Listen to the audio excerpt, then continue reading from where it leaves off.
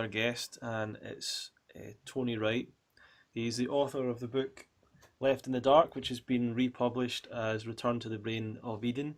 And as many of you know, Tony has been, for the last 4 years, pioneer at the Woodstock Fruit Festival and has been presenting there and has presented his information and his radical theory on is an investigation into the evolution of the human brain and the I guess what would you call it, the brain damage that may have, or the damage that may have occurred to the brain from our time having moved away from our Well, origins. I'm really broaching the question, or hoping to address the question, as to whether our perceptual equipment, our neural system, our brain, our mind is even remotely functional, certainly as functional as we tend to presume. Sure. So I'm really trying to build a case and say, is this worth looking at? Is Yeah. it possible that actually this our state of mind and the functionality of our mind is significantly compromised in ways that is actually difficult for us to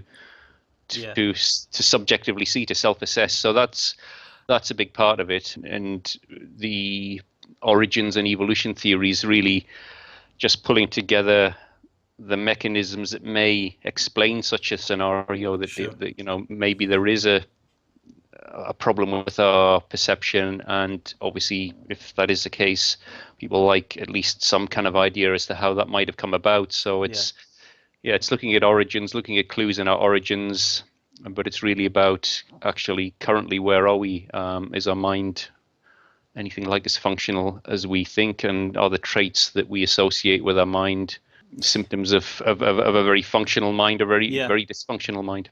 Well, what I would say is your information is it's a very fresh and new approach. It's something that isn't mainstream. It's very against the mainstream, and many people that I know from in this kind of community, in the raw food and the raw vegan or fruitarian community, they really love your work and love what you've done, and so you're well respected across the world in this kind of area. And what about your background? I mean, where did you start coming up with your theories and ideas?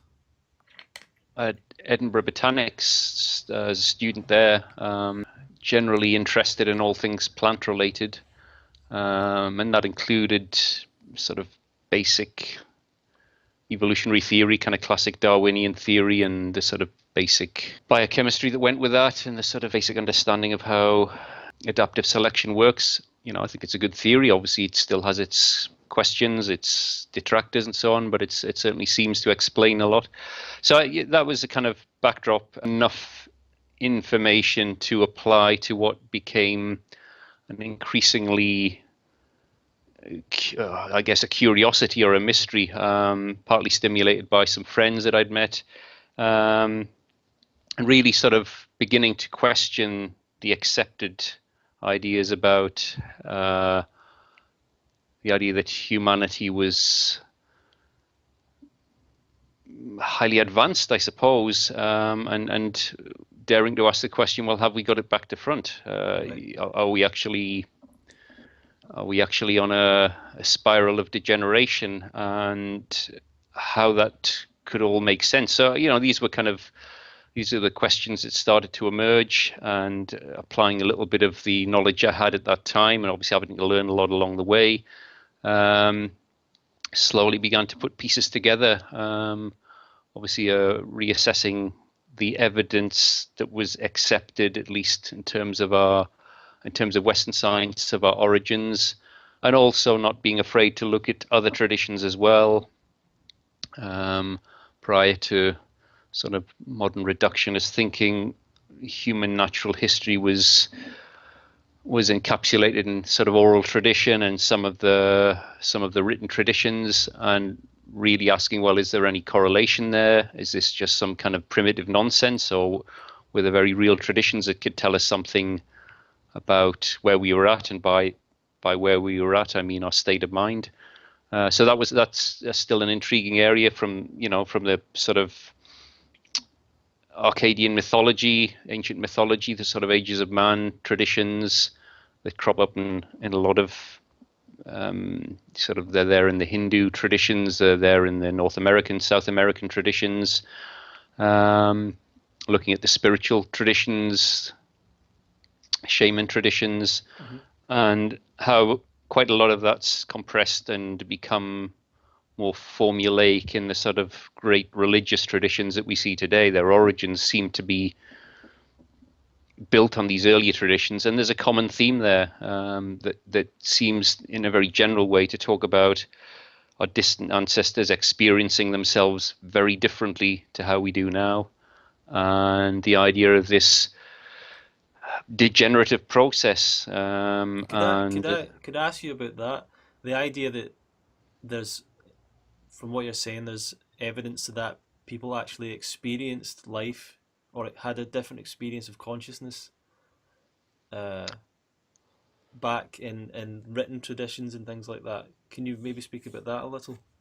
Well, in a very general way, I guess, it's a loaded term or loaded terminology, but it's this idea of a fall from grace, not hardly a new idea. It's again embedded in a lot of these traditions, and the idea that this state of grace, or whatever terminology you prefer, that was more accessible or even a more normal state the further back you go. That seems to be the pattern in the information, where there was a different perception of self.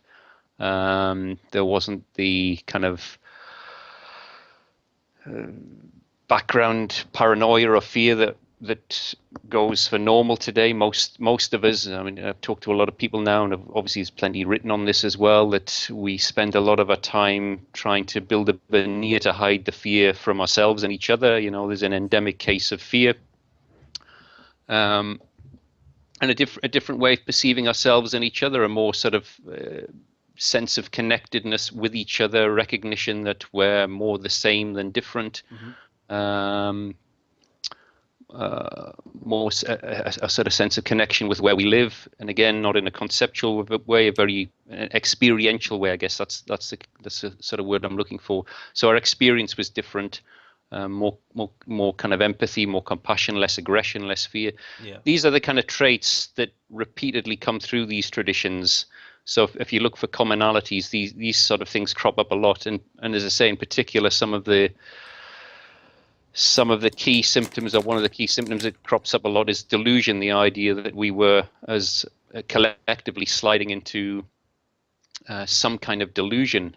It's there in so many traditions, and most of us today, we can understand the concept of delusion, but that may not help us very much if we are actually deluded. So, these are some of the enigmas. Well, how do you address that? How do you begin to approach that? I mean, I've used sort of the idea that, imagine we all have a form of dementia. I mean, what I'm proposing is actually that is what's going on. But if you imagine we have a form of dementia, then how would you explain that? Or how would that be explained to you in a way that makes sense? Well, it's very difficult if you have some kind of problem with your cognitive function, your perceptual abilities. Even if you're blithely unaware, you might feel absolutely certain that you're fully functional. But self-assessment becomes highly risky when there's I suppose if there's even the slightest chance that paper you're rattling in, by the way, is quite loud on that. Sorry. Just so I'd let you know. But if there's even, I go as far as saying, even if there were 1% chance that there's a significant problem with our perception, with our state of mind, I'd say it would be imperative to check that out, because we use that for absolutely everything. It's our decision-making equipment. It's how we define things. It's how we define Western science. It's how we do experiments. It's the questions we ask. It's our behavior. It's absolutely everything. So really, is there the remotest possibility that there's a serious problem? I would go well beyond reasonable doubt. I think there's a pretty solid case. But starting with that, then it's looking for clues. And I'd say these ancient traditions, for all that some people might be uncomfortable with them or just dismiss them as irrelevant now that we have this age of modern science, I'd say, well, actually, although it's circular, if there is a condition, if it's a progressive condition, and if it's been going on for at least tens of thousands of years, the time frame in this isn't just a few hundred years or 2,000 or 3,000 years, it's several tens of thousands of years, possibly longer, then by definition, some of our ancestral populations would have been in better shape in terms of perceptually less impaired and so on.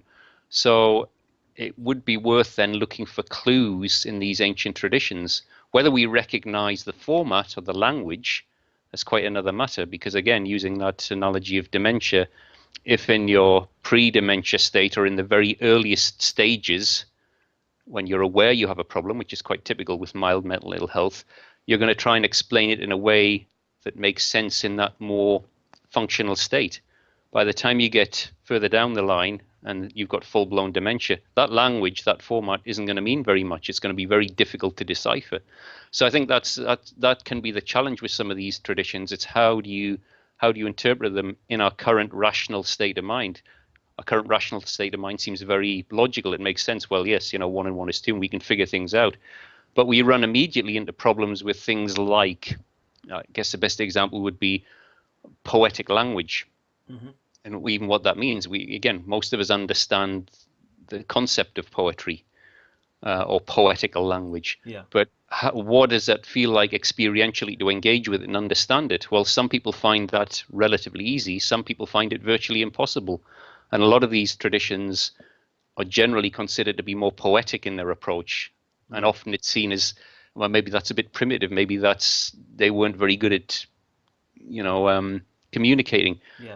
But you turn that 180 degrees, it's like, well, maybe we've lost that ability. Maybe we don't have access to that more complex function. So that would be an example of how I'm trying to approach this. It's not a case of saying, well, this is impossible to figure out.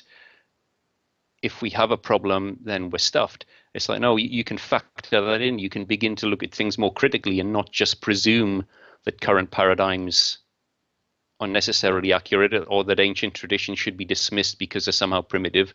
It's been willing, I suppose, to seriously address the possibility, and that would include addressing the possibility that your own equipment, your own state of mind, your own cognitive function is perhaps more limited than you'd like to think. And using that approach, you then can take a more critical look at all the evidence and start looking for patterns, looking for correlations. And really, they shouldn't be there. I mean, part of the essence of what I'm proposing is a very serious neurological condition, very serious, with very severe symptoms in terms of our perception, our cognitive function, all that kind of stuff.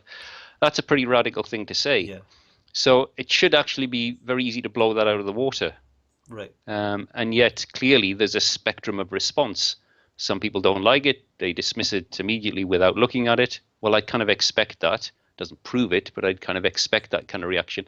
But across the board, right to the other extreme, creative and intelligent people are engaging and going, actually, this makes sense. And then you have, historically and currently, you have what would be considered intelligent, creative people who clearly consider humanity as clinically insane. And we should be worried by that. If it's somebody who's fallen down the stairs when they're young and bashed their head, or they've taken too many psychedelics and they go, oh, it's all crazy, you might want to treat that with a bit of caution. But there's a whole history of very intelligent people considering our collective behavior and our collective state of mind is utterly insane. Sure. Can I ask... Surely that should be enough. Yeah. So these are just examples of some of the ways I've approached this. I've obviously also looked at the modern biology, the modern neurology, the anthropology, and so on, and looked for clues there. And what I've proposed suggests that actually they're telling the same story. Yeah. There is a story here. We just have to be willing to look very differently in the way we normally look and be aware of our own preconceptions, our own defense mechanisms, our own unwillingness to accept the possibility, that's all, that there's a serious problem here. Because most of us, obviously, that's an uncomfortable idea. Yeah. It's like, most of us want to, we struggle with insecurity and we want to be seen to be pretty smart. So it brings with it that challenging possibility. But sure. If there isn't a problem, of course, there's no threat there. If we're neurologically and perceptually all functional, pretty much, there shouldn't be any threat in this. It should be an interesting and perhaps even a healthy exercise. We should be actually checking in regularly, even if there isn't any possibility of Yeah, a problem. So, that's a little bit of context. that's great. Obviously, Yeah. so much more detail to go into.